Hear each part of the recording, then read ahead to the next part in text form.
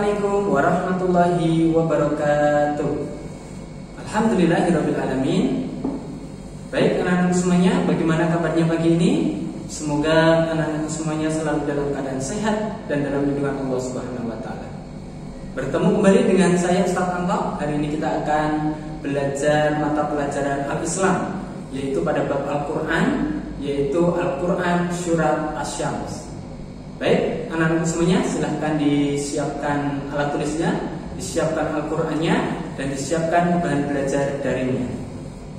Sebelum kita memulai pelajaran, Ustaz Anto ingin menyampaikan tujuan daripada pembelajaran kali ini. Yang pertama, diharapkan anak-anak semuanya nanti dapat membaca Al-Qur'an surat Asy-Syams dengan baik dan benar. Kemudian anak-anakku nanti diharapkan hafal Al-Qur'an surat Asy-Syams dengan baik dan benar. Dan yang ketiga, diharapkan anak-anakku nanti dapat memahami kandungan dari Al-Qur'an surat Asy-Syams. Baik anak-anakku semuanya, mari kita awali pembelajaran Al-Islam pada bab Al-Qur'an surat Asy-Syams dengan bacaan basmalah bersama-sama. Bismillahirrahmanirrahim. Baik anak-anakku semuanya, kita akan segera memulai pelajaran Al-Islam, yaitu pada bab Al-Qur'an surat Asy-Syams. Baik, ini adalah lafaz dari Al-Qur'an surat Asy-Syams ayat ke-1 sampai ke-15. Ustaz akan memberikan contoh bacaan ayat ke-1 sampai ke-5. A'udzubillahi minasyaitonirrajim. Bismillahirrahmanirrahim. Wasyamsi wadduhaha wal qamari idza talaha wan nahari idza jallaha wal laili idza yaghshaha was-samai wa ma banaha. Baik anak-anak semuanya, silakan nanti diulang-ulang kembali di rumah. Kita langsung masuk ke arti dari Al-Qur'an surat Asy-Syams.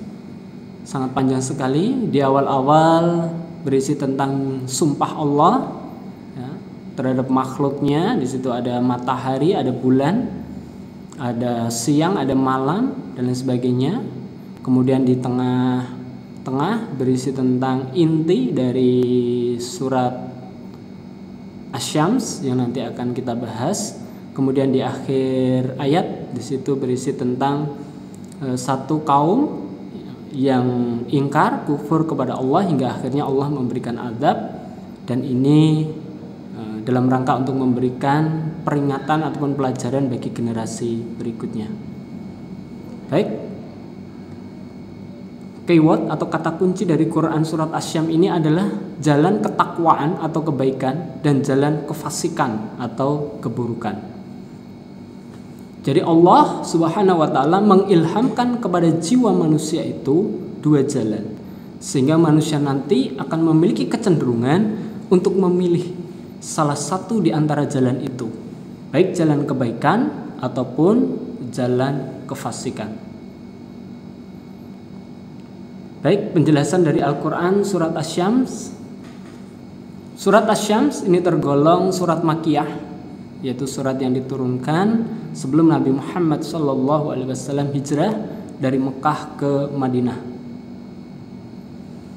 Kemudian surat Asy-Syams terdiri dari 15 ayat yang merupakan surat ke-91 dalam susunan mushaf yang ada di dalam Al-Qur'an. Kemudian surat Asy-Syams turun setelah surat Al-Qadar.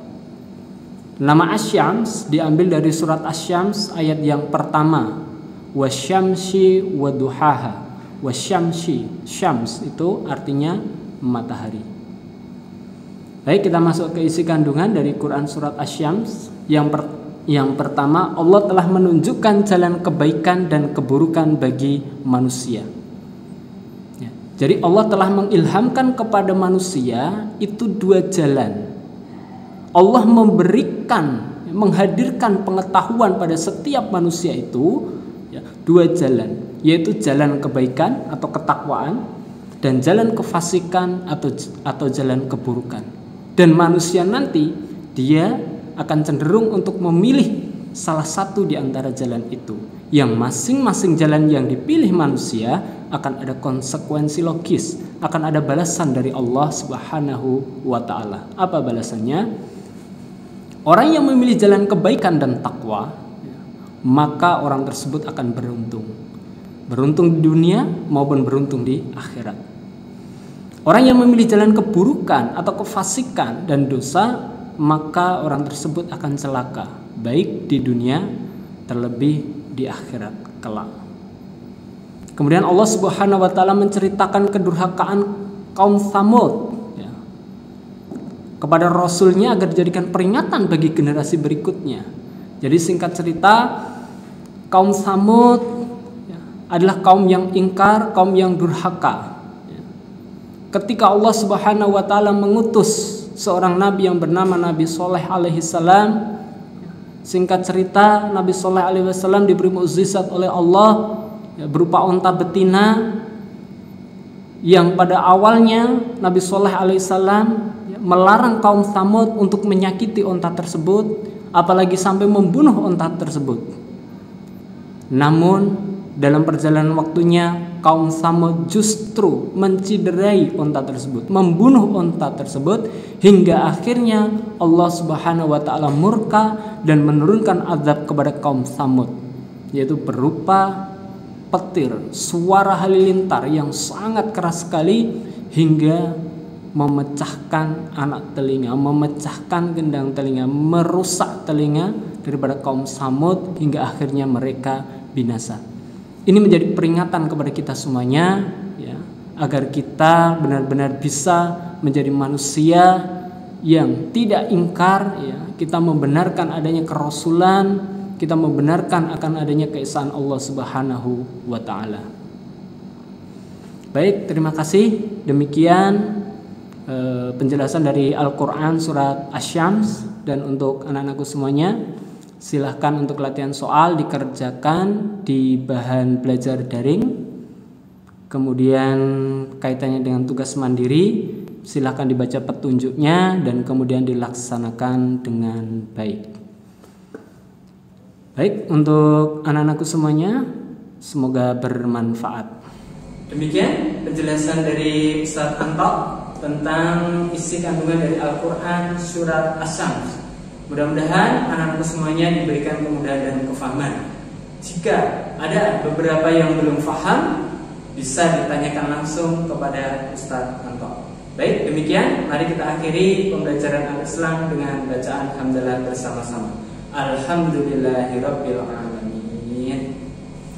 Assalamualaikum warahmatullahi wabarakatuh.